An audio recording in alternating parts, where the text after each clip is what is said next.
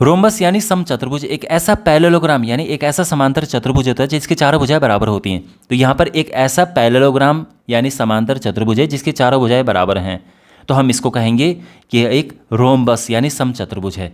अब रोम्बस की प्रॉपर्टीज समझिए। रोम्बस के आमने सामने की भुजाएं यानी साइड्स पैरेलल होती हैं, तो ये जो साइड्स हैं ये पैरेलल यानी समांतर होती हैं।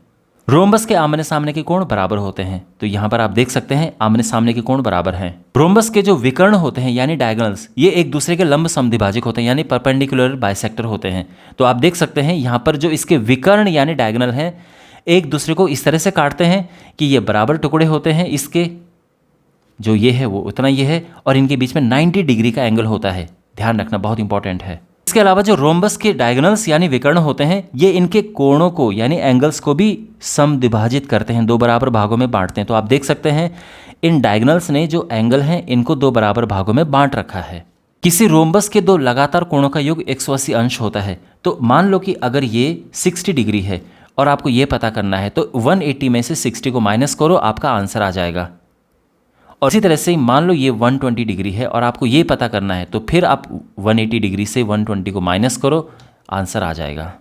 अब इसका क्षेत्रफल बहुत इंपॉर्टेंट फॉर्मूला है। देखो समचतुर्भुज यानी रोम्बस की चारों साइड बराबर होती है, लेकिन अगर आपको साइड पता भी है तो भी आप इसका क्षेत्रफल नहीं ज्ञात कर सकते। आपको विकर्ण की लंबाई यानी डायगोनल्स की लंबाई पता होनी ज़रूरी है। तो एक रोम्बस का एरिया होता है हाफ इंटू D1 यानी एक डायगोनल इंटू D2 यानी दूसरी डायगोनल। तो ध्यान रखना हाफ इंटू जो इसके विकर्ण है डायगोनल्स इनका आपस में मल्टीप्लाई कर देंगे। यहाँ पर एक एग्जाम्पल है, हमें इसका एरिया बताना है। तो आप देख सकते हैं जो इसके डायगोनल्स एक 24 सेंटीमीटर है और एक 20 सेंटीमीटर है, तो इसका एरिया होता है half into D1 into D2।